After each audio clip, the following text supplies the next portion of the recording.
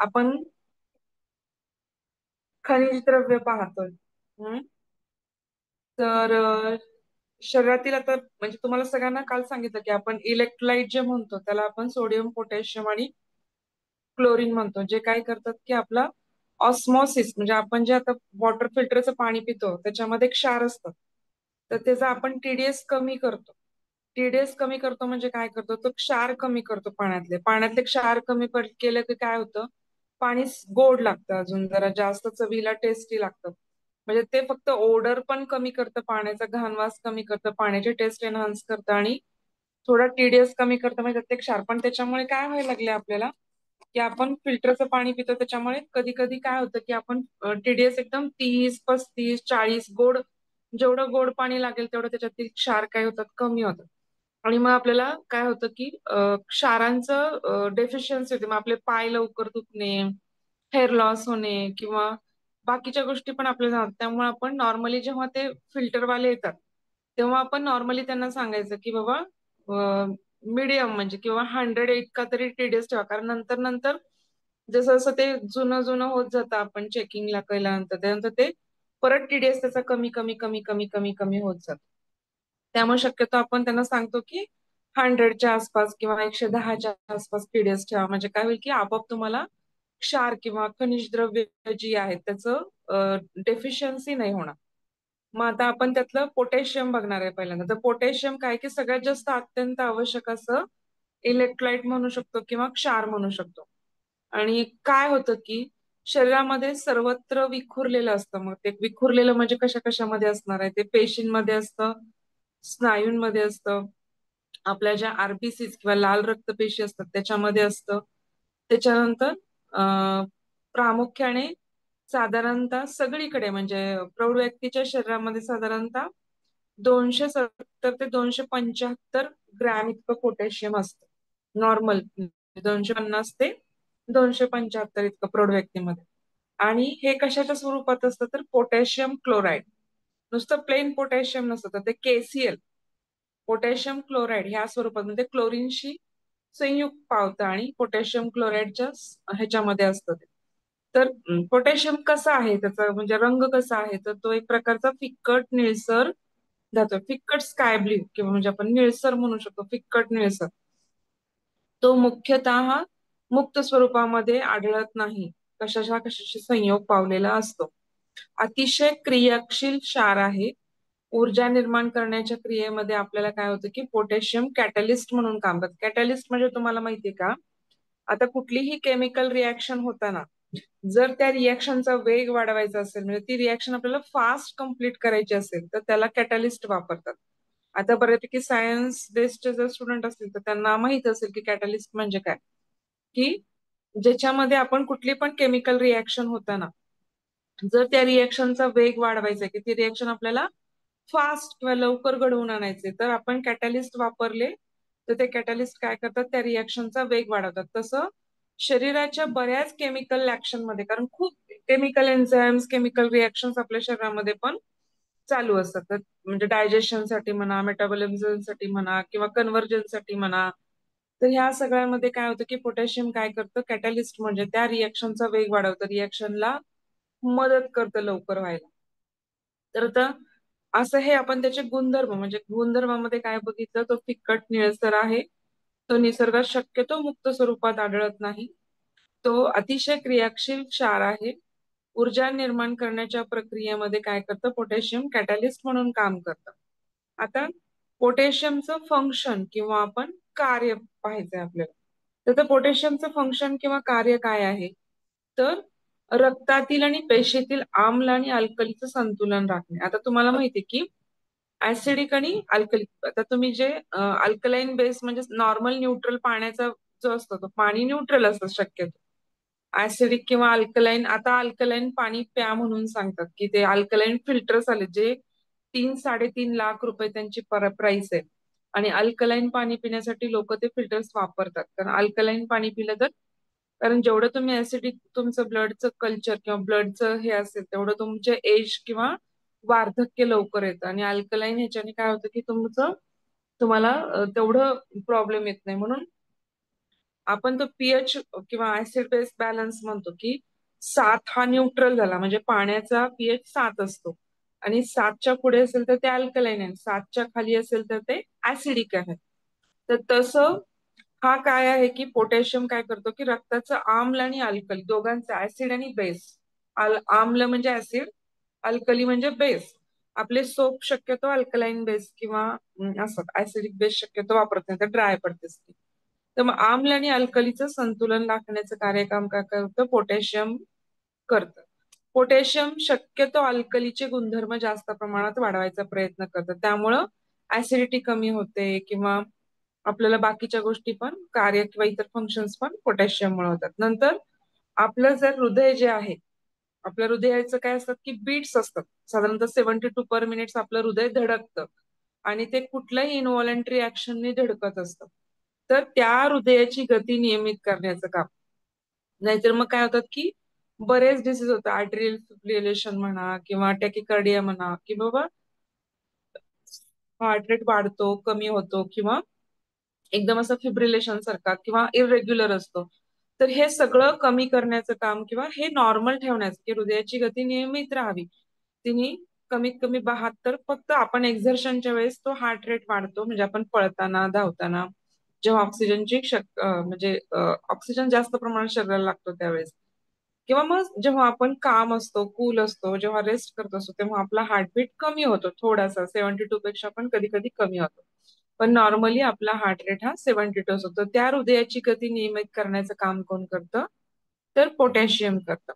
नंतर आपल्या ज्या स्नायू आहेत, आपल्या हाताचे म्हणा, आपल्या पायाचे म्हणा, त्या पायाच्या स्नायूंचं किंवा मांसपेशीचं क्रियाशीलता वाढवण्याचं काम पण कोण करतं, पोटॅशियम करतं. म्हणजे तुम्ही पळताय, धावताय, तर त्यावेळेस त्याची क्रियाशीलता वाढवायचं काम कोण करतं, तर पोटॅशियम करतं. नंतर आपल्या शरीरामध्ये जे काही हार्मोन्स आहेत, त्या हार्मोन्सच्या स्त्राव, जे काही त्यांच्यामधून स्त्राव सर्व स्त्रवतात, थायरॉइड मधून थायरॉक्सिन स्त्रवतं, पिट्युटरी ग्लँड मधून FSH, LH, ग्रोथ हार्मोन सगळे स्त्रवतात. नंतर ऍड्रिनल ग्लँड पासून कॉर्टिसॉल तयार होतं किंवा ऍड्रिनलिन तयार होतं. तर पॅनक्रियास पासून ह्या सगळ्या हार्मोनच्या स्त्रावाला चालना द्यायचं, म्हणजे शरीरामध्ये डेफिशियन्सी व्हायला लागली किंवा त्याचं गरज असेल तेव्हा त्यांना त्या स्त्रावाला निर्माण करण्यासाठी चालना देण्याचं काम कोण करतं, तर पोटॅशियम करतं. नंतर स्त्रियांच्या शरीरामध्ये जे काही प्रोजेस्ट्रॉन म्हणा, इस्ट्रोजन म्हणा, FSH म्हणा, LH म्हणा, हे जे काही सगळे हार्मोन्स आहेत, त्या हार्मोनच्या स्त्रावाला पण चालना देण्याचं काम कोण करतं, तर पोटॅशियम करतं. आणि संतुलित पण राखण्याचं काम पोटॅशियम करतं. रक्तातील प्रथिनांचे संश्लेषण प्रक्रियेत सहाय्यक म्हणून पोटॅशियम कार्य करते. नंतर रक्त शुद्ध करण्याच्या क्रियेत पण किडनीला मदत करते. नंतर हाडांचं एकत्रीकरण होण्याच्या क्रियेमध्ये काय करतं, पोटॅशियम पण आवश्यक असतं. म्हणजे जेव्हा फॉस्फरस आणि कॅल्शियम एकत्र येऊन हाडं तयार होतात, त्यावेळेस पोटॅशियम पण तिथं आवश्यक असतं किंवा ते त्याला मदत करतं त्यांना. नंतर आता आपल्या दैनंदिन आवश्यकता किती आहे, हे आपण ही सगळी काय बघितली, फंक्शन्स बघितले. आम्ल अल्कलीचं संतुलन, हृदयाची गती नियमित राखणे, मांसपेशी आणि स्नायूंची क्रियाशीलता वाढवणे, हार्मोन्सला चालना देणे, संतुलित ठेवणे, शक्यतो स्त्रियांच्या ह्याच्यामध्ये संतुलित ठेवायला मदत करतात, रक्तातील प्रथिनांचं संश्लेषण करतात आणि काय करतात, रक्त शुद्ध करण्याच्या क्रियेत किडनीला सहाय्यक म्हणून काम करतात आणि हाडांचं एकत्रीकरण करण्यासाठी पण पोटॅशियम आवश्यक असतं. ही आपण जवळजवळ 7 कार्य बघितली पोटॅशियमची. आता आपली दैनंदिन आवश्यकता किती, कारण डेली रिक्वायरमेंट जर आपल्याला कळली नाही, तर आपण आहारातून किती घालणार आपल्याला कळणार नाही, किंवा आपल्याला डेफिशियन्सी जर झाली तरी पण आपल्याला मग किती वाढवावं लागेल किंवा किती घ्यावं लागेल, ते नॉर्मल व्हॅल्यू माहीत असल्याशिवाय कळणार नाही. तर दैनिक आवश्यकता किती आहे आपल्याला, तर प्रौढ स्त्री व पुरुषांना साधारणतः 1.7 ते 5.5 ग्रॅम इतकी पोटॅशियमची आवश्यकता असते आणि मुलांना किती असते, तर 0.9 टू 3.0, 0.9 टू 3.0 इतकी लहान मुलांना आणि 1.7 ते 5.5 ग्रॅम इतकी प्रौढ स्त्री पुरुषांना. आणि मग स्तनदा माता आणि गर्भधारणींना पण साधारणतः 1.7 ते 5.5 ग्रॅम इतकी आवश्यकता असते. आता सर्व प्रकारच्या प्राणीज पदार्थामध्ये आणि वनस्पतीज पदार्थामध्ये पण पोटॅशियम आढळतं, त्यामुळं सहसा त्याचा अभाव होत नाही. मग ते कशा कशामध्ये आढळतं तर उडीद डाळीमध्ये आढळतं, चवलीमध्ये आढळतं, मूग डाळीमध्ये आढळतं, हरभऱ्याच्या डाळीमध्ये आढळतं. त्याच्यानंतर कशा कशामध्ये आढळतं अजून तर प्रामुख्याने नारळाचं पाणी, माठ वनस्पती असते ना माठ, तर त्याच्यामध्ये सगळ्यामध्येच बऱ्यापैकी आपल्याला काय जातं पोटॅशियम आढळतं. त्यामुळे शक्यतो अभाव येत नाही. पण सगळ्यात जास्त कशामध्ये असतं तर मूग डाळीमध्ये असतं. मूग डाळीमध्ये साधारणतः 100 ग्रॅम मूग डाळीमध्ये आपल्याला 1150 ग्रॅम इतकं काय असतं की पोटॅशियम असतं. मटकीमध्ये 1096 ग्रॅम, तूर डाळीमध्ये 1104 मिलीग्रॅम. हे मिलीग्राम मध्ये म्हणजे 100 ग्रॅम जर तूर डाळ घेतली तर त्यामध्ये 1104, मूग डाळीमध्ये 1150 आणि सॉरी आणि हा 1096 मटकीच्या डाळीमध्ये. आता कमळ जी वनस्पती आहे तिच्या देठामध्ये 3007 मिलीग्रॅम इतकं पोटॅशियम असतं. त्याच्यानंतर आपल्याला कशामध्ये तर साधारणतः अजून कशामध्ये जास्त दिसतं तर जर्दाळूंमध्ये दिसतं. 430 ग्रॅम असतं जर्दाळूंमध्ये. हम्म. बाकी पोह्यामध्ये पण असतं, नाचणीमध्ये असतं, बाजरीमध्ये असतं, चवळीमध्ये असतं. चवळीची जी उसळ आहे तिच्यामध्ये 100 ग्रॅम चवळीच्या उसळीमध्ये 1131 मिलीग्रॅम इतकं असतं. नारळाच्या पाण्यामध्ये पण खूप जास्त प्रमाणामध्ये पोटॅशियम असतं. आता त्याचं प्रमाण दिलेलं नाहीये इथं नारळाच्या पाण्यामध्ये किती असतं, पण मी तुम्हाला हुडकून सांगेन की म्हणजे उद्या मी तुम्हाला एकदा मला चेक करून मी सांगेन.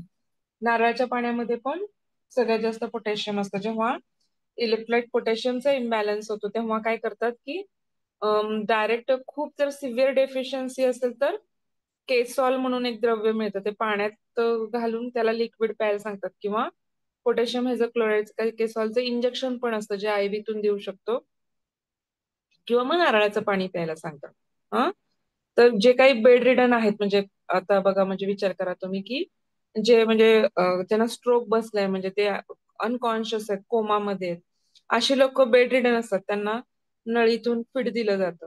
तर अशा लोकांना डेफिशियन्सी जर झाली तर त्यांना आयव्हीतून किंवा ओरल द्यायचं, किंवा डायरेक्ट आरटी फिडिंग ट्यूब मधून द्यायचं, कारण त्यांना शक्यतो जास्त असते. किंवा मग खूप सिव्हिअर जुलाब उलट्या झालेल्या लोकांना तर पोटॅशियम डेफिशियन्सी होऊ शकते. आता शक्यतो अभावाची लक्षणं दिसत नाहीत, पण उलट्या जुलाब झाल्या किंवा मधुमेहामध्ये पण डायबेटिक किटोसिडोसिस, त्याला डायबेटिक किटोसिडोसिस म्हणतात. किटोसिडोसिस म्हणजे काय की कधी कधी खूप डायबिटीज मध्ये किटोसिडोसिस म्हणजे किटोन बॉडीज जातात त्याच्यामध्ये, आणि किटोसिडोसिस मध्ये कोमा आहेत. तर अशा वेळेस पण लघवीमधून पोटॅशियम खूप प्रमाणात जातं, त्यावेळेस पण गरज असते. किंवा स्टेरॉइडची जर औषधं चालू असतील तर पोटॅशियमचा अभाव आपल्याला दिसून येतो. मग काय होतं पोटॅशियमचा जर अभाव झाला तर अभाव झाला तर आपल्याला शक्यतो थकवा जाणवतो. सगळ्यात जास्त प्रमाणात काय थकवा जाणवतो. आपले स्नायूंचं सगळं काम पोटॅशियम आणि सोडियम वरती चाललेलं असतं, तर त्याच्यामुळे मांसपेशी कमजोर होतात. आपलं पोट काय होतं फुगतं. निरुत्साहीपणा म्हणजे उत्साह वाटत नाही, हातपायांना असं कंप येतो, एक प्रकारचा असं थरथर थरथर कापतात. मनामध्ये काय होतं की गोंधळ निर्माण होतो, खूप घाम येतो, थंडी सहन होत नाही, आणि हाडे कमकुवत बनतात, आणि जखमा पण भरून येत नाही. हे काय आहेत अभावाचे परिणाम. कुठले कुठले? थकवा येणे, मांसपेशी कमजोर होणे, निरुत्साहीपणा, कंप सुटणे, मनात गोंधळ निर्माण होणे, खूप घाम येणे, थंडी वाजणे, आणि हाडे कमकुवत बनणे, आणि जखम भरून न येणे. हे एवढे आपल्याला काय दिसले? आपल्याला अभावाचे परिणाम दिसले. आता समजा जर पोटॅशियम जास्त प्रमाणात झालं, अधिक्य झालं, तर काय होतं? तर काय होतं की कधी कधी मूत्रपिंड म्हणजे आपल्या किडनीमध्ये काही आजार निर्माण झाले, किंवा कधी कधी आपले जे उरुक्क आहेत, किंवा आपण काय म्हणा उरुक्क मराठीमध्ये झालं त्याला किडनी म्हणतो आपण इंग्लिशमध्ये, तर त्या अशा बीन्सच्या आकाराच्या असतात. अशा म्हणजे इथं बीन्सचा आकार, आपला बीन्स म्हणजे आपला घेवडा किंवा पावटा असतो ना, तसा बीन्सचा आकार असतो असा. आणि त्याच्यावरती काय असते? अधिवृक्क ग्रंथी. अधिवृक्क ग्रंथी म्हणजे ऍड्रिनल ग्लॅन्ड. आणि ऍड्रिनल ग्रंथीच्या विकारामध्ये पण काही समजा आलं, कारण ती ऍड्रिनल ग्रंथी वृक्क ग्रंथी किंवा आपल्याला मूत्रपिंडाच्या मूत्रपिंडाला फिल्ट्रेशनसाठी मदत करत असते. त्याच्यात जर काही अडचणी आल्या, किंवा डायरेक्ट किडनीमध्ये काही अडचणी आला तर काय होतं की पोटॅशियमचं प्रमाण कधी कधी वाढू शकतं. आणि खराब झालेलं म्हणजे आता तुम्ही रिनल फेल्युअर मध्ये गेलाय किंवा डायलिसिसवर आहात, अशा वेळेस रिनल फेल्युअरच्या लोकांना त्यांच्या किडन्या नीट काम करत नाहीत. अशा वेळेस काय होतं की पोटॅशियम रक्तामध्ये उतरतं आणि मग काय होतं की आधिक्य झाल्यास काय होतं की आपल्या हृदयाचे स्नायू दुर्बल बनतात. नंतर हृदयाच्या गतीवरती आपल्याला काय होतं, हानिकारक परिणाम होतो आणि मानसिक थकवा येतो. आणि पोटॅशियमचं शोषण प्रामुख्याने कुठून होतं तर आपल्या लहान आतड्यात होतं. आणि जर उत्तम आरोग्य व्यक्ती असेल ना तर ती संडासमधनं बाहेर टाकते कधी कधी पोटॅशियम मलातून पण. आणि पण कधी कधी मात्र जर तसं नसेल तर मात्र ते रक्तात येतं परत आणि त्याचे जास्त आधिक्याचे परिणाम आपल्यावरती आपल्याला दिसून येतात. आता हे काय झालं, आपल्याला पोटॅशियम बघितलं आपण. पोटॅशियमचं जे काही आहे, आता पोटॅशियम खूप काही कशामध्ये भरपूर सगळ्या गोष्टीमध्ये मिळतं. कणिक, बाजरी, नाचणी, चवळी, तूर डाळ, मूग डाळ, मटकी डाळ, हरभरा डाळ, बटाटे, रताळे, शेवग्याची पानं, सुरण, कमळाची देठ, लिंबू, आंबा, खरबूज, आवळे, लाल चेरी, तरजाळू, पालक, कच्ची पपई, वांगे, पोहे, दूध, मटण, मासे, नारळाचं पाणी, शहाळ, ह्या सगळ्यांमध्ये आपल्याला काय दिसतं, पोटॅशियम आपल्याला मिळतं ह्याच्यातून सगळ्यात. आता दुसरं इलेक्ट्रोलाइट किंवा दुसरं मिनरल जे बघायचं आपल्याला ते सोडियम किंवा मीठ, जे जीवनावश्यक आहे, ज्याच्याशिवाय आपल्या जेवणाला चव नाही. सोडियम क्लोराईड जे आपण जेवणात वापरतो मीठ म्हणून, तर ते मीठ जे आहे तो त्याच्याशिवाय आपल्या जेवणाला चव आहे का नाही. मीठ एखाद्या जरी ज्या वस्तूमध्ये कमी असेल तर आपल्याला आधिक्य असलं तरी खारट लागेल आणि कमी असलं तरी आपल्याला काय होईल की जेवण जात नाही. मीठ प्रिझर्वेटिव्ह म्हणून पण वापरलं जातं. मिठामुळे आपण बऱ्याच गोष्टींना मीठ लावून ठेवतो किंवा साखर लावून ठेवतो, ते प्रिझर्वेटिव्ह म्हणून, म्हणजे लोणची म्हणा, त्याच्यामध्ये मीठ जास्त प्रमाणात वापरतो किंवा त्याच्यामुळे काय होतं की त्या वस्तू टिकून राहतात किंवा प्रिझर्वेटिव्ह म्हणून काम करतात. तर सोडियम मीठ कशाच्या म्हणजे सोडियम कशाच्या स्वरूपात आढळतं साधारणतः, तर सोडियम म्हणजे मीठ आणि ते सोडियम क्लोराईडच्या स्वरूपात आढळतं. ह्याचा वापर आहारात केला जातो. नंतर मानवी शरीरातील काय होते की सर्व तंतू व द्रवामध्ये काय असते, सोडियम असते. साधारणतः जर समजा तुमचं वजन जर 65 किलो पकडलं तर 256 ग्रॅम इतकं काय असतं तुमच्या शरीरामध्ये मीठ असतं. म्हणजे सोडियम क्लोराईड नॉर्मल म्हणजे 65 किलोची वजनाची व्यक्ती आहे तर तिच्यामध्ये साधारणतः म्हणजे की 256 इतकं, म्हणजे आपण साहित्रिक 18 साहित्रिक 24 6 पंचे 30 म्हणजे साधारणतः तिप्पट किंवा चौपट आपण म्हणू शकतो आपल्या वजनाच्या. हम्म, की हो 240 म्हणजे 60 किलो जर व्यक्ती पकडली तर 240 ग्रॅम इतकं मीठ, म्हणजे किंवा 65 किलो तर 256 ग्रॅम, म्हणजे साधारणतः प्रत्येक व्यक्तीच्या काय की वजनाच्या चारपट इतकं, म्हणजे चारपट पण किलो मध्ये ग्रॅम मध्ये असतं ते, ऍक्च्युली 256 ग्रॅम इतकं मीठ असतं. त्याच्यातलं अर्ध जे आहे 256 मधलं पण अर्ध पेशींच्या मध्ये, मी तुम्हाला सांगितलं की पेशींमध्ये इंट्रासेल्युलर फ्लुइड असतं आणि एक्स्ट्रा सेल्युलर फ्लुइड असतं. म्हणजे पेशींच्या आत पण द्रव भाग असतो आणि पेशींच्या बाहेर पण द्रव भाग असतो. तर ते त्यातलं अर्ध जे सोडियम आहे ते पेशींमध्ये ज्या द्रवाच्या अर्धे प्रमाण पेशी बाहेरच्या द्रवात असतं, म्हणजे जे एक्स्ट्रा सेल्युलर फ्लुइड मध्ये असतं. आणि त्याच्यामधलं राहिलेलं 96 ग्रॅम असतं ते हाडांमध्ये किंवा हाडांमध्ये असतं आणि त्याच्यानंतर 32 ग्रॅम जे आहे राहिलेलं ते पेशींमध्ये असतं. एवढं असं त्याचं डिस्ट्रीब्युशन असतं. आता सोडियमचं सगळं जे काही शोषण आहे ते पूर्णपणे काय होतं की लहान आतड्यातून होतं. हम्म आणि हे सोडियमचं संतुलन आपल्या शरीरामध्ये कोण राखतं, तर अल्डेस्टेरॉन जो हार्मोन आहे, ऍड्रिनल ग्रंथी जी आपली मूत्रपिंडाच्या वरती ऍड्रिनल ग्रंथी आहे, तिच्यातला जो अल्डेस्टेरॉन जो हार्मोन आहे ते काय असतं की त्याच्यावरती आपली सोडियमचं शरीरामधील संतुलन किंवा नियंत्रण घडून येतं. सोडियमला जेव्हा सोडियमची शरीरात जेव्हा जास्त गरज असते तेव्हा अल्डेस्टेरॉन काय होतं की जास्त प्रमाणात स्त्रवतं आणि जर ते मूत्रपिंडातून जर बाहेर पडणारं जे मीठ आहे ते सगळं शोषून घेतं. जेव्हा गरज असेल तेव्हा, गरज नसेल तेव्हा ते सगळं बाहेर फेकतो. तो अल्डेस्टेरॉन कमी स्त्रवतो आणि सगळं बाहेर फेकतो आणि गरज असेल तेव्हा अल्डेस्टेरॉन स्त्रवतो जास्त प्रमाणात आणि मीठ शोषण करून घेतो आणि आपल्या शरीराला पुरवतो.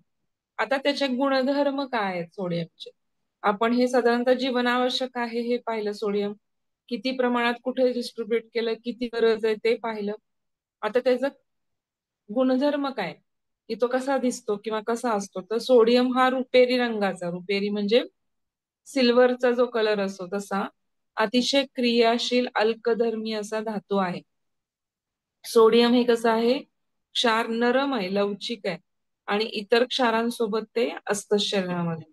आता कार्य काय आहे सोडियमचं, तर सोडियमचं कार्य प्रामुख्याने काय आहे, की हा पेशी बाहेरच्या द्रवामध्ये काय असतो, एक्स्ट्रा सेल्युलर फ्लुइड मध्ये सगळ्यात जास्त किंवा मुबलक प्रमाणात असतो. आणि तिथं काय करतो तो, तर क्षारासोबत तिथं राहून शरीरातील जे पाणी आहे त्या पाण्याचं संतुलन राखण्याचं काम करतो तो. जर पाण्याचं संतुलन जर राखलं नाही तर आपल्या शरीरावरती काय होईल, की सूज येईल, शरीरामध्ये पाण्याचं रिटेन्शन होईल. आणि जर पाण्याचं रिटेन्शन जर जास्त प्रमाणामध्ये झालं तर आपल्याला काय दिसेल, की आपण इन्फ्लामेशन येईल आपल्या शरीरामध्ये. आणि दुसरी गोष्ट म्हणजे आपण अशी चब्बी चब्बी किंवा असं ब्लोटिंग टाईप किंवा असं फेस वगैरे सूज, सगळीकडे सूज असल्यासारखं आपलं शरीर दिसेल. तर तसं होऊ नये म्हणून शरीरातील पाण्याचं संतुलन राखतं ते, बाहेरील आणि आतील पाण्याचं, एक्स्ट्रासेल्युलर आणि इंट्रासेल्युलर दोन्ही पाण्याचं संतुलन राखतं. नंतर आपल्या शरीरामधल्या पीएच, आम्ल आणि अल्कलीचं पण ते संतुलन राखतं, त्यामुळे रासायनिक क्रिया योग्य पद्धतीने होतात. नंतर स्नायूंची हालचाल, आपली जी मुवमेंट आहे, ह्या आपल्या हाताची मुवमेंट किंवा आपल्या ज्या लिम्फॅटिक ड्रेनेज सिस्टम आहे, रसवाहिन्या म्हणतो आपण त्याला, लिम्फ जिथून वाहतं, तर त्यांच्या कार्यावरती पण काय करतं, सोडियम नियंत्रण ठेवतं. त्याच्यानंतर आपल्या शरीरातून काय होतं, की मल बाहेर पडतो, मूत्र बाहेर पडतो, घाम बाहेर पडतो. तर त्याच्यामधून जे काही पाणी बाहेर पडतं, समजा लघवीतून जे काही युरिन बाहेर पडते, संडास मधून संडास बाहेर पडताना थोडं लिक्विड पण बाहेर पडतं सेमी सॉलिड स्वरूपात, त्याच्यानंतर आपल्या घामातून पण पाणी पडतं. हे उन्हाळ्यामध्ये म्हणा किंवा पावसाळ्यामध्ये म्हणा किंवा थंडीमध्ये म्हणा, तर हे काही जे बाहेर उत्सर्जन क्रिया होते, तर ह्यातून किती पाणी बाहेर पडलं पाहिजे त्याच्यावरती पण कोण नियंत्रण ठेवतं, तर सोडियम नियंत्रण ठेवतं. कारण जेवढं शरीराला पाहिजे तेवढं पाणी ऍब्झॉर्ब करून ठेवून घेणे, बाकीचं पाणी बाहेर फेकणे, हे सगळ्याचं काम कोण करतं, की सोडियम संतुलन राखायला मदत करतं. त्याच्यानंतर ग्लुकोज जे आहे आपल्या शरीरामध्ये त्याचं ऍब्झॉर्प्शन होण्यासाठी, तर त्या पेशींपर्यंत ते वाहून नेण्यासाठी ग्लुकोज, सोडियम काय करतं, ते मदत करतं.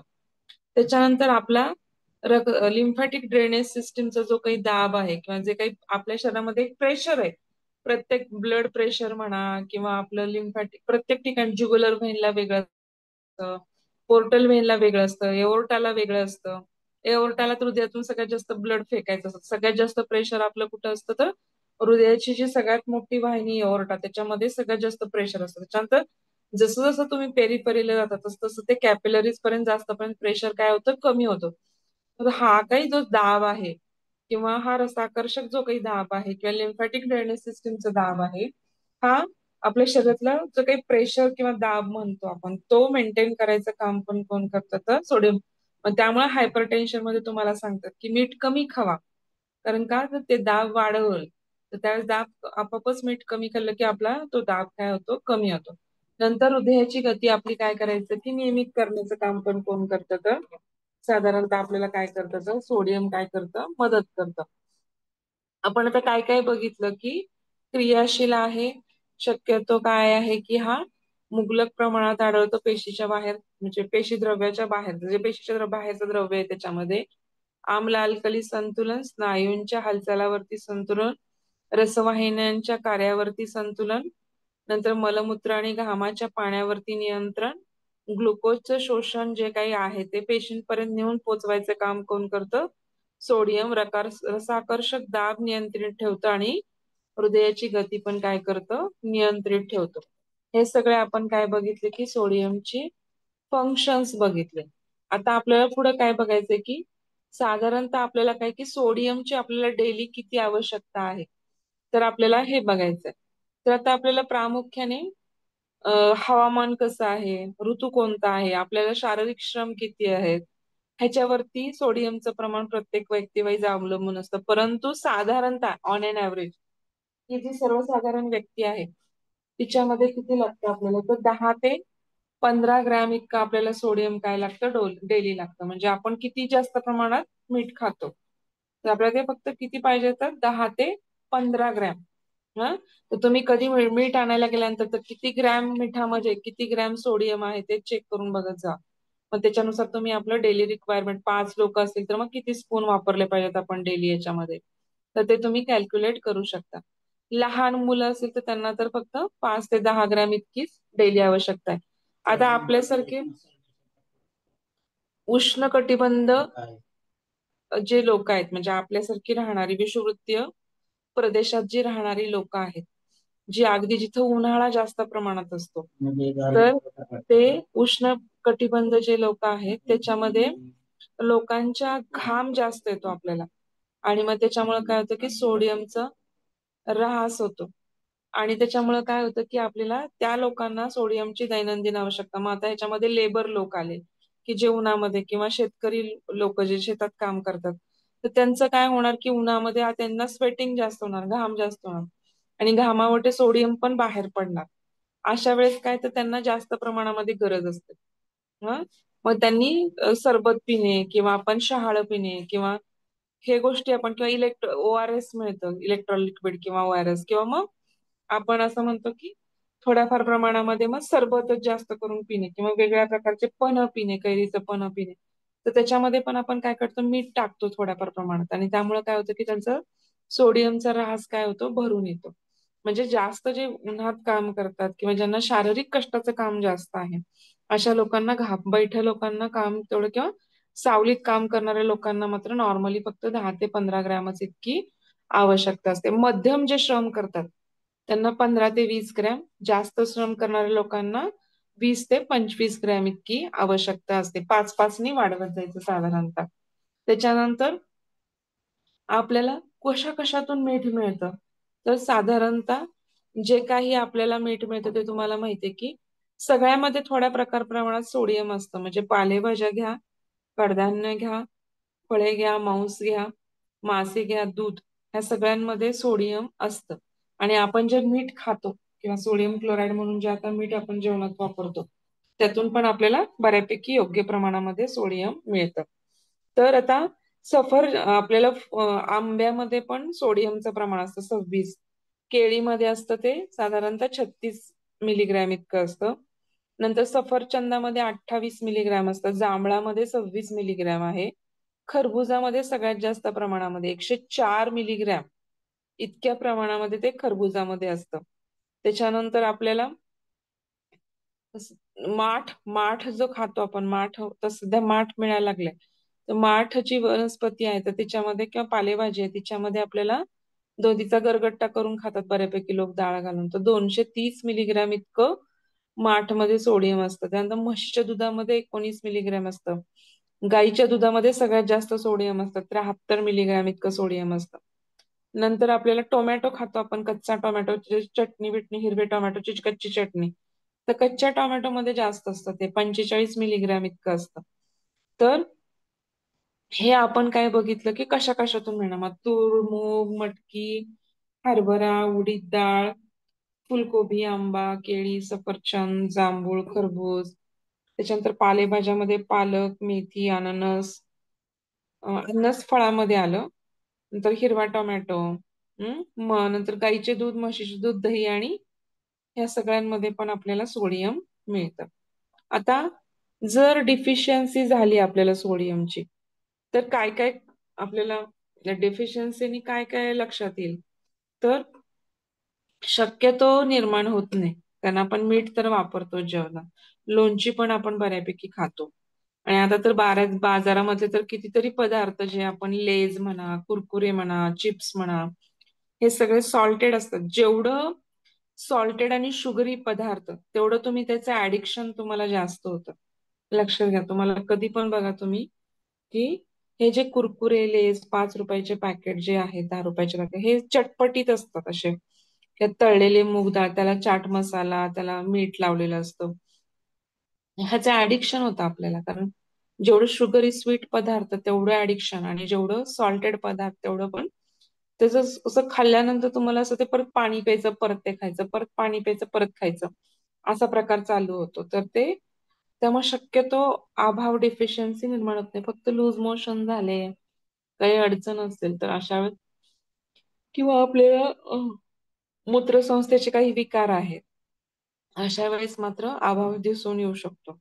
किंवा खूप घाम आलाय, मळमळतंय, उलट्या झाल्यात, मग तर त्याच्या वेळेस पण दिसू शकतं. मग आता काय अभाव झाला तर काय होतं, कधी कधी अभाव झाला तर आपल्याला नियंत्रण जातं त्या सोडियमचं स्वेटिंगवरचं, आणि मग खूप घाम येतो, नंतर उचमळतं आपल्याला, नंतर अशक्तपणा येतो, थकल्यासारखं वाटतं, तहान लागते, सारखं सारखं पाणी प्यावंसं वाटतं, हात पायाला गोळे येतात, पेटके येतात, क्रॅम्प्स आल्यासारखे, भूक कमी होते, नंतर मानसिक थकवा येतो, रक्तदाब कमी होतो, हायपोटेन्शन होतं, आणि शरीरामधलं आम्ल आणि अल्कलीचं संतुलन बिघडतं. तर हे झाले अभावाचे परिणाम. काय होणं, खूप घाम येतं, मळमळतं, अशक्तपणा येतो, तहान लागते, हात पायाला गोळे येतात, भूक कमी होते आणि मानसिक थकवा येतो, रक्तदाब कमी होतो, हे आणि आम्ल आणि अल्कलीचं संतुलन पण बिघडतं. हे सगळे काय आहेत की अभावाचे परिणाम आहेत. आता आपल्याला आधिक्य झालं तर काय होतं, आहारामध्ये जर आधिक्य झालं तर काय होतं की शरीरामध्ये, आपल्या सगळ्या शरीरात पाणी साचून राहायला लागतं, वॉटर रिटेन्शन होतं. वॉटर रिटेन्शन म्हणजे बाबा म्हणावं तसं पाणी शरीरातून बाहेर पडत नाही, विसर्जन होऊन, आणि सगळं शरीरामध्ये पाणीच असतं, वॉटर रिटेन्शन होतं, आणि रक्तदाब वाढतो, शरीर सुजल्यासारखं दिसतं. मग अशा वेळेस काय होतं, पित्ताचा पण आपल्याला त्रास व्हायला लागतो. तर मग अशा वेळेस मिठाचा वापर कमी प्रमाणात करावा, मीठ बंदच करावं शक्यतो, आणि खारवलेले शेंगदाणे किंवा खारवलेल्या वस्तू, चिप्स असल्या गोष्टी वापरू नयेत. त्याच्यानंतर प्रामुख्याने बिस्किटे, मांस, चिकन, अंडी, चीज. चीजमध्ये पण खूप मोठ्या प्रमाणात, आता जे चीज वापरतात सगळ्यांमध्ये किसून-किसून, तर ते चीजला पण खूप मीठ घालतात त्या चीजमध्ये. तर ते चीज पण अव्हॉइड करावं, आणि ताजे फळे आणि फळभाज्यांचा वापर करावा. हे आता आपण काय बघितलं की साधारणतः आपण सगळं हे काय बघितलं की सोडियम म्हणजे सोडियम धातूच्या विषयी आपण. आता पुढचा तिसरा इलेक्ट्रोलाइट आहे आपल्याला क्लोरीन. हा, तर क्लोरीन जो इलेक्ट्रोलाइट आहे, तर तो काय करतो साधारणतः की म्हणजे सोडियम आणि पोटॅशियम दोघांच्या स्वरूपामध्ये क्लोरीन ऍड होतं, कारण पोटॅशियम पण क्लोरीनशी संयुग पावतो आणि पोटॅशियम क्लोराईड बनवतं, आणि सोडियम पण क्लोरीनशी संयुग पावतं आणि सोडियम क्लोराईड बनवतो. म्हणजे दोघांच्या मध्ये पण हा कॉमन आहे. आणि क्लोरीन काय आहे, हे नैसर्गिक जंतुनाशक आहे. तुम्ही बघा, क्लोरिनेटेड पाणी असतं किंवा स्विमिंग टँकच्या पाण्यामध्ये क्लोरीन सोडतात. का सोडतात, तर खूप लोक पोहायला येतात आणि त्याला डिसइन्फेक्टंट करण्यासाठी त्याला नैसर्गिक जंतुनाशक म्हणून क्लोरीनचा वापर होतो. त्याच्यानंतर पाणी आपल्याला पिण्याला येणाऱ्या पाण्यातून क्लोरिनेटेड असतं कधी कधी, जे खूप जिल्हा परिषद वगैरे तिकडून येणारं जे पाणी असतं त्या. आता तर सगळ्यांच्या घरात फिल्टर आले, त्यामुळे शक्यतो क्लोरीनचं पाणी नसतं. त्याच्यानंतर गुणधर्म काय आहेत क्लोरीनचे.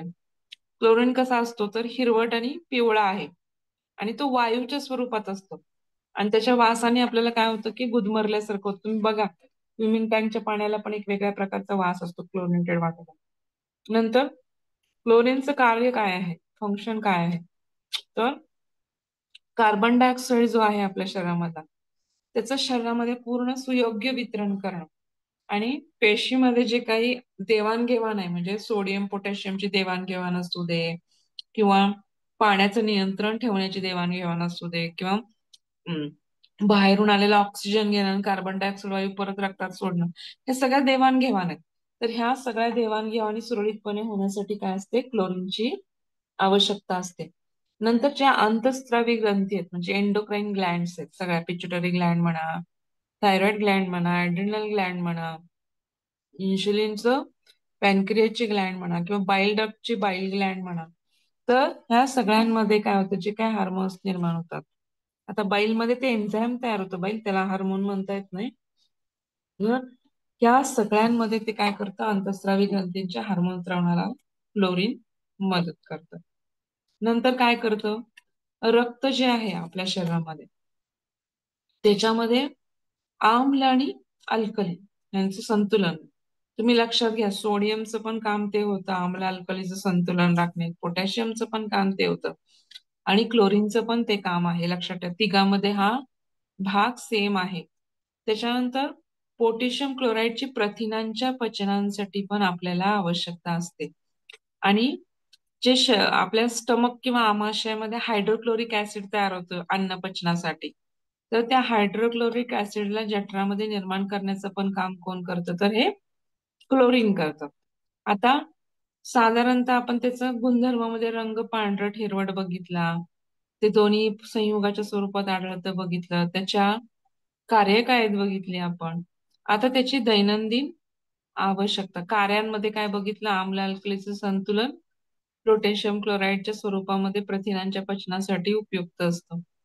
त्याच्यानंतर आपण काय बघणार आहोत पुढं, तर त्याची दैनंदिन आवश्यकता काय आहे, की बाबा प्रौढ पुरुष आणि स्त्रियांना साधारणतः 300 ते 900 मिलीग्रॅम इतकी क्लोरीनची आवश्यकता असते डेली, दैनिक. आपल्यासारखे जे प्रौढ स्त्री पुरुष आहेत साधारणतः 20-25 वर्षाच्या पुढचे सगळे, तर त्यांना सगळ्यांना काय असते, की साधारणतः 300 ते 900 मिलीग्रॅम. म्हणजे तुम्ही काय काम करता त्याच्यावरती, म्हणून एवढी मोठी मधली रेंज दिली, 300 मिलीग्रॅम ते 900 मिलीग्रॅम पर्यंत. आणि तेच लहान मुलांमध्ये 160 ते 500 मिलीग्रॅम. आता क्लोरीन काय आहे, की ते पण काय मिठाच्या स्वरूपामध्ये पण असतं क्लोरीन. आता प्राप्तीची साधने काय, मीठ हे क्लोराईडचं काय उत्तम साधन आहे, कारण सोडियम बरोबर ते संयुग पावतो सोडियम क्लोराईड म्हणून, त्यामुळे ते मिठामध्ये सगळ्यात जास्त प्रमाणात असतं. त्याशिवाय तृणधान्य, कडधान्य जे आहेत, फळभाज्या किंवा भाज्या, टरबूज ह्याच्यामध्ये किंवा खरबूज ह्यामध्ये सगळ्यात जास्त प्रमाणामध्ये काय असतं, क्लोरीन असतं. तर आता साधारणतः लक्षात घ्या, वाटाणा जो आपण खातो, ओला वाटाणा, वाळलेला वाटाणा, तर त्याच्यामध्ये 59 मिलीग्रॅम इतकं, 100 ग्रॅम वाटाण्यामध्ये 59 मिलीग्रॅम इतकं सोडियम असतं. नंतर कढीपत्त्यामध्ये 100 ग्रॅम कढीपत्त्यामध्ये 198 मिलीग्रॅम इतकं क्लोरीन असतं. मेथीची पानं, जी आपण मेथीची भाजी खातो, त्याच्यामध्ये 100 किंवा मेथीचे दाणे त्याच्यामध्ये 165 मिलीग्रॅम इतकं असतं. टरबुजामध्ये म्हणजे कलिंगडामध्ये 21 मिलीग्रॅम, खरबुजामध्ये 80 मिलीग्रॅम. जवस किंवा जव जव प्रकारचे तृणधान्य आहे, तर त्याच्यामध्ये 91 मिलीग्रॅम 100 ग्रॅम गव्हामध्ये. 100 ग्रॅम ज्वारीमध्ये 44 मिलीग्रॅम इतकं असतं आणि गव्हामध्ये 47 मिलीग्रॅम. आता हे सगळं आपण काय बघितलं, की 100 ग्रॅम पदार्थामध्ये क्लोरीनचं प्रमाण किती आहे. आता सगळ्याचं जरी प्रमाण नाही लक्षात राहिलं, तर कुठल्या कुठल्या खाद्यपदार्थातून मिळतं आणि त्याच्यामध्ये मेन रिच सोर्सेस, रिच म्हणजे सगळ्यात जास्त प्रमाणात कशात आहे तेवढं लक्षात ठेवलं तरी फरक पडते. 2-4 उदाहरणं द्यायला आली तरी सोपं. आता क्लोरीनचा अभाव शक्यतो आढळत नाही, पण रक्तदाब वाढल्यास तर मीठ बंद करायला सांगतात, त्यावेळेस क्लोराईडची लक्षणं आपल्याला दिसू शकतात. आणि समजा घामातून क्लोरीन जर गेलं तर हातपायांना काय होतं, वात येतो. वात येणे म्हणजे असं मुंग्या येणे, क्रॅम्प्स येणे, थकवा जाणवणे. नंतर क्लोराईड जर कमी असेल तर त्याच्या अभावी आपले केस काय होतात, गळतात. हं? अन्नाचं पचन नीट होत नाही, कारण हायड्रोक्लोरिक ऍसिड नीट प्रकारे तयार होत नाही आणि मग त्यामुळे अन्नाचं पचन नीट होत नाही आणि शरीरातील जे द्रव पदार्थ आहेत, रक्त म्हणा, लिम्फ म्हणा, तर ह्या पाणी म्हणा, ह्या सगळ्या रक्तपदार्थांचं किंवा द्रवांचं संतुलन बिघडतं. तर शक्यतो नाहीच होत, पण झालं तर असं होऊ शकतं. तर ह्यांना आपण सोडियम, पोटॅशियम, क्लोरीनला इलेक्ट्रोलाइट पण म्हणतो. ओआरएस मध्ये जे काही गव्हर्नमेंटचं ओआरएसचा फॉर्म्युला आहे किंवा ओआरएस लिक्विड मिळतं, ओरल रिहायड्रेशन सोल्युशन, त्याला ओआरएसचा लॉंग फॉर्म आहे. किंवा त्यालाच आपण मराठीमध्ये काय म्हणतात बरं ओआरएसला, जलसंजीविनी. जल क्षार संजीविनी म्हणतात, क्षार संजीविनी. तर ओआरएस ला आपण काय म्हणतो, क्षार संजीविनी म्हणतो मराठीमध्ये. तर त्याच्यामध्ये हे इलेक्ट्रोलाइट जे आहे, सोडियम, पोटॅशियम आणि क्लोरीन. तुम्ही आता समजा ताप येतो, तुम्हाला आजारी आहात आणि सारखं सारखं तुम्ही तापाचं औषध दिलं, तर कसं होतं, की ताप कमी कसा होतो, तर घाम येऊन ताप कमी होतो आणि घामाद्वारे काय होतं, की हे सोडियम, पोटॅशियम आणि क्लोरीनचं काय होतं, की ऱ्हास होतो. आणि तो ऱ्हास झाला तर तो त्यामुळे मग पायामध्ये क्रॅम्प्स येणं, पेटके येणं, थकवा येणं, मग अशा सारखं सारखं कंटिन्युअसली तापाचं औषध घ्या तर तुम्हाला थकवा जाणवणार, कारण स्वेटिंग होऊन ताप कमी होणार आणि त्याच्यातून इलेक्ट्रोलाइट्स येणार. त्या मानाने तुम्ही पाण्यातून पिले जात नाहीत. मग अशा वेळेस ORS देतो आपण, किंवा उलट्या, अतिसार, जुलाब, डिसेंट्री ह्याच्यामध्ये पण आपण देतो. आता हे आपण बघितले सोडियम, पोटॅशियम, क्लोरीन, ह्यांनाच इलेक्ट्रोलाइट्स पण म्हणतात, ह्यांना क्षार म्हणतात आणि शरीरातील सगळ्यात महत्वाची त्रयसूत्री आहे. त्याच्यानंतर आता पुढचं जे बघणार आहोत आपण क्षार, किंवा आता हे मॅग्नेशियम. तर मॅग्नेशियम काय असतं की साधारणतः अल्प प्रमाणात आहे, म्हणजे प्रत्येकाच्या शरीरामध्ये. प्रौढ व्यक्तींच्या शरीरामध्ये साधारणतः 25 ग्रॅम इतकं मॅग्नेशियम असतं. त्यामधलं 70% हाडांमध्ये आढळतं. आणि हाडांमध्ये कुठल्या स्वरूपात असतं ते फॉस्फेट आणि कार्बोनेटच्या स्वरूपामध्ये मॅग्नेशियम असतं. म्हणजे कुठल्या तरी फॉस्फरस कुठल्या संयुगाशी संयुग पावतं आणि मग ते फॉस्फेट तयार होतं. आणि कार्बोनेट, कॅल्शियम कार्बोनेट, आपलं कॅल्शियम जे कार्बोनेटशी संयुग पावतं ते कॅल्शियम कार्बोनेट तयार होतं, CaCO3. तर त्याच्या स्वरूपात असतं. नंतर दातांमध्ये असतं. त्याच्यानंतर रक्तामध्ये पण थोड्या प्रमाणात आढळतं. आणि आपण हाडं मेल्यानंतर आपली जळली तर त्याच्यामधून पण 1% मॅग्नेशियम निघतं. तर मॅग्नेशियम मध्ये काय होतं की शरीरातील जे काही स्नायू आहेत त्यातल्या 1/5 भाग पेशीतील प्रथिनांमध्ये काय असतं, मॅग्नेशियम असतं. त्यानंतर त्यामुळे शरीरात गरज भासल्यास हाडातील साठ्यांमधनं आपल्याला मॅग्नेशियम पुरवलं जातं. हाडामध्ये साठा होतो मॅग्नेशियमचा. तर त्याचे गुणधर्म काय आहेत? 25 ग्रॅम इतकं लागतं, लक्षात ठेवा डेली. नंतर ते दातांमध्ये, हाडांमध्ये, पेशींमध्ये, स्नायूंमध्ये आढळतं. हाडांमध्ये त्याचा साठा असतो प्रामुख्याने. तर मॅग्नेशियमचे गुणधर्म काय? एकदम वजनाला हलका असा पदार्थ आहे. अगदी हलका, म्हणजे लाईट वेट आपण म्हणतो, ज्याला काही वजनच नाही किंवा खूप कमी वजन आहे. नंतर कसा रंग असतो? असा रुपेरी रुपेरी रंग असतो. लवचिक असतो तो धातू. आणि कसा असतो? तंतुशील, म्हणजे असा फायबर सारखा असा तंतुशील असतो. प्रखर तेजाने काय होतं की जळतो. खूप ऊन पडलं किंवा त्याला असं आग लागल्यासारखी की तो जळतो लगेचच. नंतर तुम्हाला हलक्या वजनाचे जे मिश्र धातू आहेत ते तयार करण्यासाठी मॅग्नेशियमचा वापर केला जातो. आता जीवशास्त्र किंवा रसायनशास्त्रज्ञ जे आहेत त्यांच्या मते काय आहे, हा धातू एकदम थंड आहे, अल्कली धर्मी आहे, नंतर ताजेतवाने करणारा आहे, झोप आणणारा आहे, उन्हाळ्यात शांत आणि थंड ठेवणारं खनिज द्रव्य आहे. नंतर अतिमद्य सेवन जर केलं, समजा तुम्ही दारू पिली तर काय होतं, मॅग्नेशियम कमी होतं. त्याच्यानंतर मूत्रामधून पण अधिक प्रमाणात ऱ्हास होतो दारू पिल्यावरती. आणि हातापायांना कंप सुटतो. जे दारू पिणारे लोक आहेत अशा लोकांना मॅग्नेशियम डिफिशियन्सी त्यामुळे जाणवू शकते, अति प्रमाणात पिणाऱ्यांना. नंतर मॅग्नेशियमचे गुणधर्म बघितले की काय काय बघितलं? हलका, रुपेरी, लवचिक आणि तंतुशील, प्रखर तेजाने जळतो, हलक्या वजनांचे मिश्र धातू तयार करण्यासाठी वापर, नंतर थंड आहे, अल्कली धर्मी आहे, ताजेतवाना करणारा आहे, उन्हाळ्यात शांत आणि थंड ठेवतो, झोप आणणारा आहे. पण जर समजा दारू पित असाल तर मॅग्नेशियम काय होतं, कमी होतं आणि हातपायांना आपल्याला काय होतं, कंप सुटतो आणि अधिक प्रमाणामध्ये ऱ्हास होऊ शकतो दारू पिल्यामुळे. आता मॅग्नेशियमची कार्य बघायची आपल्याला.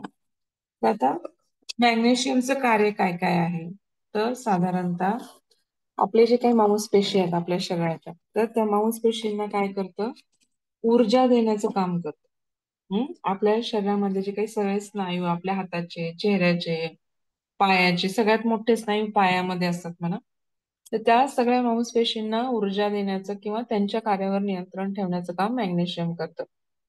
नंतर कॅल्शियम, पोटॅशियम आणि सोडियम ह्या तिघांच्या बरोबर एकत्र मिसळतं मॅग्नेशियम. आणि आपल्या हार्टबीट्स वरती, आपल्या हृदयाची जी गती आहे 72 पर मिनिट्स, तर त्याच्यावरती संतुलन ठेवण्याचं काम पण कोण करतं? मॅग्नेशियम करतो. कशाशी संयुग पावतं? कॅल्शियम, पोटॅशियम आणि सोडियम बरोबर. त्याच्यानंतर कॅल्शियम किंवा फॉस्फरस जे आपण पहिले क्षार बघितले, तर त्याचं मेटाबॉलिझम किंवा त्याचं चयापचय करण्यासाठी आणि त्यांचं शोषण होण्यासाठी आपल्याला मॅग्नेशियमची आवश्यकता असते. नंतर अल्कलाईन फॉस्फेट जे काही आपल्या शरीरामध्ये एक प्रकारचे एन्झाईम आहे, त्या एन्झाईमला चालना देतं हे. हा, त्याच्यामुळे आपल्याला त्याचं फॉस्फरसचं शोषण किंवा कॅल्शियमचं शोषण चांगल्या प्रकारे होतं. कारण तुम्ही किती जरी घेतलं आणि तुमच्या शरीरामध्ये जर ते ऍब्झॉर्ब नाही केलं, लहान तळ्यातून म्हणा, मोठ्या तळ्यातून म्हणा किंवा स्टमक मधून म्हणा, शक्यतो सगळं लहान तळ्यातून ऍब्झॉर्ब होतं. पण जर तुमच्या शरीराने ते ऍब्झॉर्ब नाही केलं, त्यामुळे तुम्हाला लक्षात ठेवा की तुमच्या पोटाला तुमचा दुसरा मेंदू असं समजलं जातं. Gut health is the best health किंवा आफ्टर ब्रेन. तर तुमचा दुसरा मेंदू म्हणजे कोण आहे? तर तुमचं गट किंवा तुमचं स्टमक किंवा तुमचं पोट. त्यामुळे तुमच्या आहारावरती तुमचं नियंत्रण पाहिजे, तुमचं हेल्दी डाएट पाहिजे. पण त्याच्यावरती तुमच्या सगळ्या खूप साऱ्या शरीराच्या हेल्दी राहण्याच्या गोष्टी काय आहेत? त्यामुळे तुमच्या गटला दुसरं ब्रेन म्हटलं जातं. Gut brain, second brain is the your गट. म्हणजे तुमचं गट तुम्ही तुम्ही बघा, तुम्ही शब्द पण वापरता की यू शुड लिसन युअर गट. असं आपण काय म्हणतो की तुमचे गट तुमचं गट सेन्सेस काय म्हणतात? कारण का तर तुमचं गट काय म्हणतं की असा पण एक व्यवहारात प्रचलित शब्द पडतो. तुझं गट काय म्हणतं? गट काय म्हणतं म्हणजे सेकंड ब्रेन मानलं जातं की तुझं मत काय किंवा तुला काय वाटतं? तर त्यावेळेस तुमचं गट हा शब्द ऍक्च्युली म्हणीसारखा किंवा वाक्प्रचारासारखा वापरला जातो. तर त्यामुळे गटला पण तुमचं सेकंड ब्रेन म्हणतात. खूप गोष्टींचं ऍब्झॉर्प्शन तिथून होतं. आता तुमचं कार्बोदके म्हणजे पिष्टमय पदार्थ, तुमची प्रथिने आणि तुमचे फॅट किंवा स्निग्ध पदार्थ ह्यांच्या मेटाबॉलिझमला लागणारे जे काही एन्झाईम्स आहेत, त्या सगळ्या एन्झाईम्सला आपण काय म्हणतो? विकर किंवा संप्रेरकाला हार्मोनला संप्रेरक म्हणतो. एन्झाईम्सला आपण विकर म्हणतो मराठीमध्ये. तर त्या विकरांना चालना देण्याचं कार्य कोण करतं? तर तुम्हाला नाही विकर कळत आहे तर तुम्ही सरळ एन्झाईम्स लिहू शकता. तर त्या विकरांना मदत करण्याचं किंवा त्या विकरांना तयार करण्याचं काम मॅग्नेशियम करतं. नंतर आपली जी ही थायरॉइड ग्रंथी आहे, कंठस्थ ग्रंथी थायरॉइड, तर तिची क्रियाशीलता मॅग्नेशियमच्या पुरवठ्यावरती अवलंबून असते. अंतःस्रावी ग्रंथी आणि मॅग्नेशियमचा एकदम परस्पर लक्षात ठेवा की किती मायक्रो ग्रॅम मध्ये ह्या वस्तू आपल्याकडे आहेत, पण त्या वस्तूंचं आपल्या शरीरामध्ये महत्व किती आहे.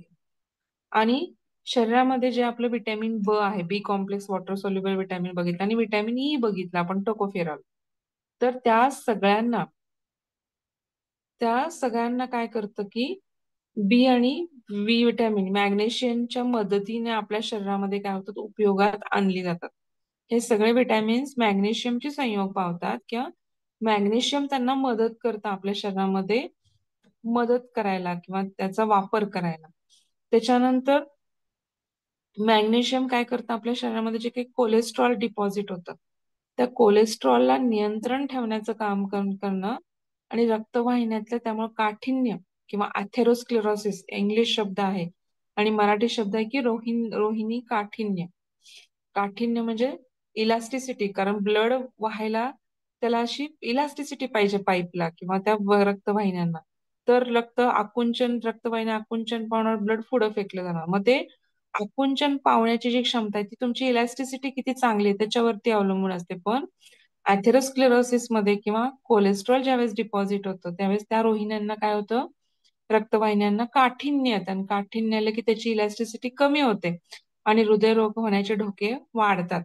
तर ह्या मॅग्नेशियम काय करतं की रोहिण्यांमध्ये कोलेस्ट्रॉल डिपॉझिट होऊ नये म्हणून काय करतं? आपल्याला खूप चांगली मदत करतं. नंतर आपली डेली रिक्वायरमेंट किती आहे मॅग्नेशियमची? तर मॅग्नेशियम काय होतं की सगळंच मॅग्नेशियम आहारातलं आपल्याकडे शोषलं जात नाही. बराचसाच भाग काय होतो की आपल्या स्टूल मधून किंवा आपल्या मलामधून उत्सर्जित होतो आणि थोडा भाग हा मूत्रांमधून विसर्जित होतो. तर समजा जर तुमच्या शरीरातलं 100 मिली रक्त जर घेतलं तर त्याच्यामध्ये साधारणतः 2 ते 3 मिलीग्रॅम इतकं मॅग्नेशियम असतं. जन्मापासून ते 12 वर्षापर्यंत तुमच्या पूर्ण लहान मुलांच्या शरीरामध्ये साधारणतः 100 ते 150 ग्रॅम इतकं मॅग्नेशियम आपल्याला डेली लागतं. म्हणजे प्रौढ व्यक्ती, किशोर व्यक्तींना 150 ते 200 आणि लहान मुलांमध्ये 100 ते 150 इतकी मॅग्नेशियमची आवश्यकता आणि मोठ्या अगदी व्यक्तींमध्ये किंवा स्तनदा व्यक्तींमध्ये प्रौढ स्त्रीमध्ये तर सगळ्यात जास्त, जी प्रौढ स्त्री म्हणजे 45 ते 50 वर्षाच्या स्त्रियांमध्ये तर 300 मिलीग्रॅम इतकं मॅग्नेशियम जरुरी असतं. स्तनदा मातामध्ये, गर्भस्राव मातामध्ये, प्रौढ मातामध्ये, प्रौढ स्त्रियांमध्ये. आता कॅल्शियम मॅग्नेशियमच्या प्राप्तीची साधने कोणती आहेत? तर जो काही आपल्या आपल्या झाड बघितलीत तुम्ही, त्यांना हिरवा रंग कशामुळे येतो? की आपल्या ज्या काही वनस्पती आहेत त्यांना सगळ्या पानांना हिरवा रंग त्यातल्या क्लोरोफिल नावाच्या घटकांमुळे येतो. आणि तसं त्यामुळं सगळ्या अन्नपदार्थामध्ये बऱ्यापैकी मॅग्नेशियम असतं. आणि सुकामेवा म्हणजे अक्रोड, बदाम, नंतर तृणधान्य, डाळी, तेलबिया, त्या सगळ्या पदार्थांमध्ये पण काय असतं की मॅग्नेशियम असतं. आता म्हणजे बघा, तुम्ही लक्षात घ्या की साधारणतः आंबा, द्राक्षे, सीताफळ, केळी, कांद्याची पात, विड्याची पानं, विड्याचं पान म्हणजे आपण नागवेलीचं पान, माठ, मुळा, कमळाचं देठ, नाचणी, हरभरा, सोयाबीन, मटकी, राजमा, उडीद, बदाम, काजू, पोहे, ज्वारी, कणिक, या सगळ्यांमध्ये आपल्याला मॅग्नेशियमचं प्रमाण आढळून येतं. समजा जर तुम्हाला मॅग्नेशियमचा अभाव झाला, सहसा होत नाही कारण बऱ्यापैकी सगळ्या पदार्थातून मिळतं, परंतु समजा जर जुलाब झाला तर इथं क्षाराबरोबर काय होतं, मॅग्नेशियम पण निघून जातं. आणि मग अशा वेळेस काय करायचं की किंवा दारूचं व्यसन आहे, तुम्हाला मधुमेह आहे, तर अशा वेळेस पण आतड्यांमधनं शोषण होत नाही मग मॅग्नेशियमचं. तर तर त्याच्यामुळे जर दीर्घकालीन जर मॅग्नेशियमची कमतरता राहिली तर कॅल्शियम आणि पोटॅशियमचं पण कमतरता निर्माण होते. मूत्रपिंडामध्ये मूत्रखडा तयार होतो, की मूत्रपिंड खराब होऊन मूतखडा तयार होतो. हातापायांना कंप येतो किंवा वात सुटतो. नंतर रक्तवाहिन्यांना काठिण्य येतं म्हणजे कोलेस्ट्रॉल डिपॉझिट होतं. कधी कधी इपिलेप्सी येते, अपस्माराचे झटके. इपिलेप्सी म्हणजे अपस्मार म्हणतो आपण झटके येण्याला. नंतर चिडचिडेपणा येतो. प्रथिनांचं योग्य प्रकारे डायजेशन किंवा ऍब्झॉर्प्शन होत नाही. सुरकुत्या पडतात लवकर आणि काही जणांमध्ये उच्च रक्तदाबाचा विकार पण येतो. आलं का लक्षात तुम्हाला मॅग्नेशियमच्या अभावाची लक्षणं? ह्याच्यामध्ये काय अडचण आहे आतापर्यंत जे शिकवलंय त्याच्यामध्ये? हम्म मॅडम. नाही. तर बऱ्यापैकी मेजर जे आहेत आपल्याला ते झालेत. नंतर आता जे आपले पुढचे मायनर चालू होतील, मायनर मध्ये आपल्याला आयर्न आलं, लोह आलं, त्याच्यानंतर आपल्याला बाकीचे, आता लोह सगळ्यात जास्त महत्वाचं आहे, तेच येण्याची शक्यता आहे आयर्न. नंतर आपल्याला तेच खूप मोठं पण आहे, म्हणजे 3-4 पानाचं लोह, कारण बऱ्यापैकी आपल्या भारतीय संस्कृतीमध्ये लोहचे डिफिशियन्सी असते. नंतर आयोडीन, त्याच्यानंतर आयोडीनच्या अभावाने काय होतं, हं तर हे थोड्या प्रमाणात थोडेच मिनरल्स राहिले, तर पुढचे एक 2-3च मिनरल्स आहेत, लोह, आयोडीन, झिंक आणि तांबे किंवा कॉपर. तर हे 4 महत्वाचे आहेत मायनर मध्ये. सगळे तसले क्रोमियम, कोडियम तसले नाही घेणार मी, पण हे जे 4 महत्वाचे आहेत, कारण ते म्हणजे एवढं सगळं लक्षात ठेवणं पण अवघड आहे, ते विचारले पण जात नाहीत. तर आपण साधारणतः फ्लोरीन जे दातासाठी लागतं ते एक, त्याच्यानंतर झिंक एक, कॉपर एक, आणि आयोडीन आणि एक आपलं लोह किंवा आयर्न, ह्या 4-5 आपले जे काही आहेत ते साधारणतः तेवढे मिनरल्स आपण पुढच्या उद्याच्या तासामध्ये बघू. हम्म आता सध्या काही अडचण आहे का, याच्यामध्ये काही समजलं नाही असं आहे? नाही ना? चालेल, मी मग एंड करते मीटिंग. हा, पोस्ट करा. थँक्यू. पोस्ट पोस्ट करून. पोस्ट करू का? हो. एकच मिनिट.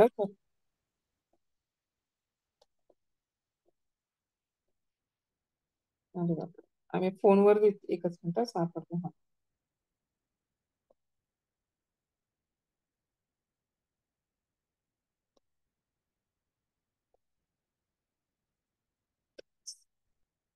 तर मला नाही आहे ते होस्ट करता इथं ह्याच्यावरून.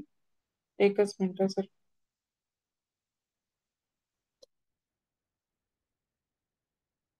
सर मोबाईल मध्ये कुठल्या ह्याच्यामध्ये असतं? Ma'am, participant. पार्टिसिपेंट मध्ये क्लिक करा. ज्यांना हा, बनवायचं केलं. त्यांच्या नावावरती क्लिक करा. मग तिथं क्लिक चालेल. केल्यानंतर हा, ऑप्शन येतं हा, okay make okay host. Okay. हा, पण मला, हा, मेक होस्ट आला आला. Okay, thank you ma'am. Okay okay, झाले ना, सरांना केले मी. सर हो हो हो हो हो हो सर